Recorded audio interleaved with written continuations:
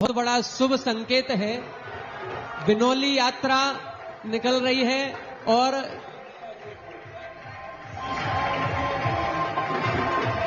गुरुदेव के मुख से निकला शांतोदय में कुछ होने वाला है और दुंदुभी बाजे आ गए और बिनौली आ गई और एक भैया जी भी आ गए जो गुरुदेव के संग में शामिल होने वाले हैं। जोरदार तालियों से।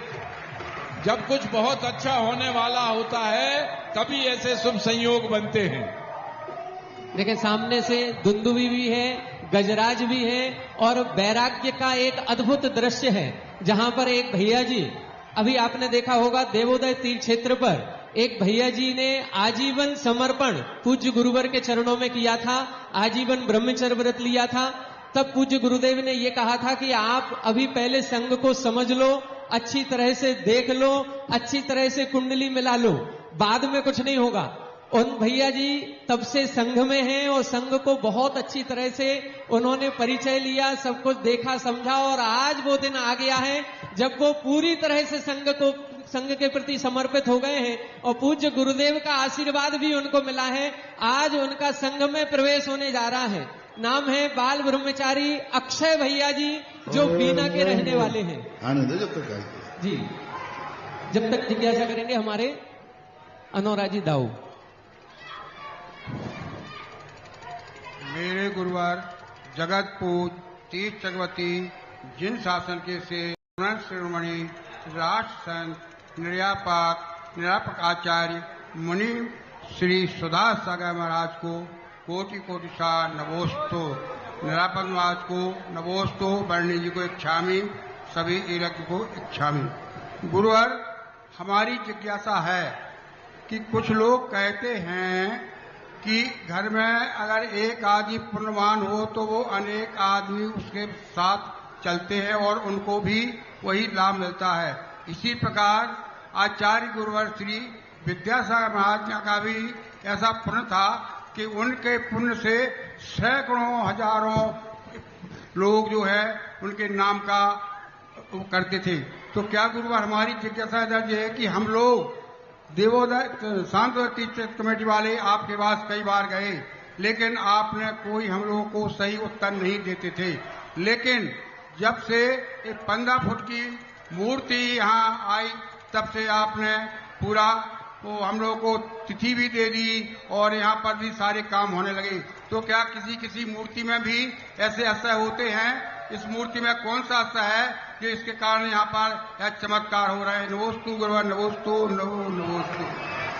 देखो क्या होता है, आचार्य की बात जहां तक कही कि चक्रवर्ती जब चला जाता है तो उस जैसा पुण्य तो फिर किसी का नहीं होता। हमारे आचार्य तो धर्म के महासम्राट थे, उनका पुण्य तो उनके साथ ही चला गया। उन जैसा तो अब मिलना दुर्लभ है, लेकिन फिर भी पुण्य तो होता ही है। आज जो मूर्ति तुम्हारे यहाँ आई है उस मूर्ति में भी, हाँ आप बोलो।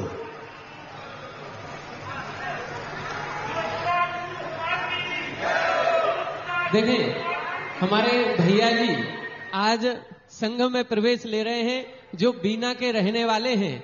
नाम है बाल ब्रह्मचारी अक्षय भैया जी।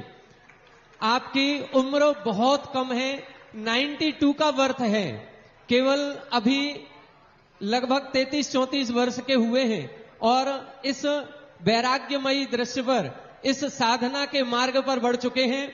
आपके पिताजी श्रीमान संजय कुमार जी, माताजी श्रीमती संगीता जी, बहन श्रीमती अनमोल जी, अंकुश जैन, समस्त परिवार आज यहां पर उपस्थित है, पूज्य गुरुदेव के चरणों में है। भैया जी से निवेदन करेंगे, भैया जी ऊपर पहुंच करके पूज्य गुरुदेव के चरणों में श्रीफल अर्पण करके आशीर्वाद ग्रहण करें और समस्त परिवारजनों से भी निवेदन है।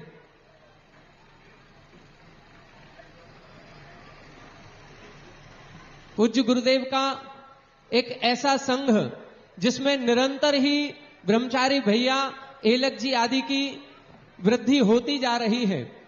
जैसे जैसे पूज्य गुरुदेव के द्वारा यहाँ पर मूर्तियों का प्रतिष्ठापन किया जा रहा है, वैसे वैसे संघ में भी वृद्धि हो रही है।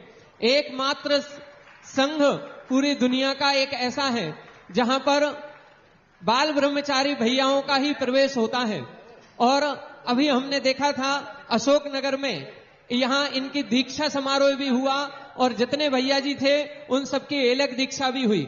हम सभी की तो भावना है महाराज श्री कि अब अक्षय तृतीया आ रही है और इस अक्षय तृतीया के दिन हम सभी को एक ऐसा दृश्य देखने को मिल जाए जो हम लोग चाहते हैं कि ये संघस्थ जितने भी एलक भैया जी हैं इन सभी की मुनि दीक्षा इसी शांतोदय तीर्थ क्षेत्र पर हो जाए। आपके द्वारा ये कहा जा रहा है शांतोदय में कुछ नया होगा, कुछ नया होगा। हम लोगों की दृष्टि तो केवल एक ही है कि इस शांतोदय तीर्थ क्षेत्र पर सभी की मुनि दीक्षा का समारोह हम सभी को देखने को मिले। देखो बहुत दिन से कई उपवास इन्होंने 3-3 10 लाख क्षण पर में 10-10 उपवास किए, शिवरार्थी रहे हैं। तो बहुत अच्छी तरह से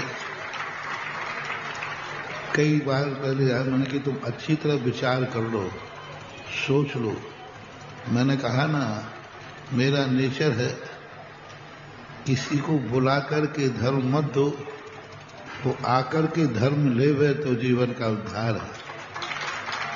इसलिए ये अपने आप स्वतः ही आत्म प्रेरणा पा करके बहुत दिनों से थे, आ रहे थे, हम टाल रहे थे।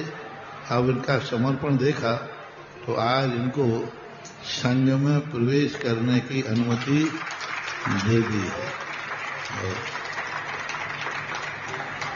आपके परिवारी जनों से जो चर्चा हुई, कहा परिवार पहुंचे आप लोग? पहुंचे मम्मी जी पापा जी आ जाएं, वो गजराज पर विराजे हैं, अभी बस उतर के आ रहे हैं। आपसे जो चर्चा हुई आपने बताया कि इनको बचपन से ही धर्म में रुचि है और मुनि बनने की भावना भी बचपन से ही थी। आपके घर में एक छोटा पिछी और कमंडल था, उसको पिछी कमंडल को लेकर के इन्होंने घर पर कई बार ऐसा विचरण किया है, कई बार पिछी कमंडल को लेकर के और नग्न होकर के सामायिक भी की है। ऐसी भावनाएं इनके मन में पहले से ही थी और जिसके मन में ये संस्कार होता है वही जाकर के ऐसे उच्च पदों को प्राप्त करता है और आज संघ में प्रवेश हो रहा है। निश्चित रूप से इनकी जो भावना बचपन से है वो शीघ्र ही फलीभूत होगी और मुनि बनकर के विचरण करेंगे। हमारे संघ में प्रवेश करने का नियम है कि संघ में प्रवेश करते ही सारा परिग्रह का त्याग हो जाता है। धोती दुपट्टा जो उनको आवश्यक पहनने के वस्त्र हैं वो आज के बाद न धन रखेंगे न दौलत रखेंगे। मोबाइल भी आज से इनका बंद, त्याग। कोई भी सब कुछ मत, जो धोती दुपट्टा पहन के हैं यही इनका रहेगा। कमंडल शास्त्र आदि जो उपकरण हैं वो सब, वाहन का भी त्याग। मात्र अनुमति पूर्वक कहीं जहां हम अनुमति दे देंगे उस पूर्वक की छूट रखते हैं। अभी ब्रह्मचारी है ना, बाकी सब कहता है पगड़ी उतार। जय हो जय हो।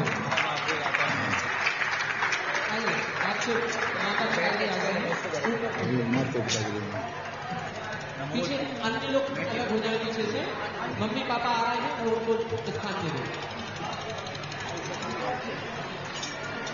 पूज्य महाराज श्री के पास से जो अन्य लोग खड़े हुए हैं वो अलग हो जाएं। मम्मी पापा जी भैया जी के पहुंच गए हैं, उनको स्थान दें।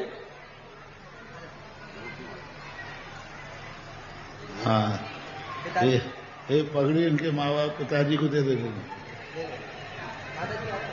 जोरदार करतल ध्वनि से हमारे भैया जी का अभिनंदन करेंगे, उनके भावों की अनुमोदना करेंगे। एक दीक्षा कल्याणक हम कल देखेंगे और एक दीक्षा का संस्कार एक तरह से आज देख रहे हैं, जहां पर वस्त्र आभूषणों का भी त्याग हो रहा है और संघ में प्रवेश हो रहा है। जय हो जय हो जय हो। हाँ, संघ के ब्रह्मचारी टीम में जाके बैठ जाओ।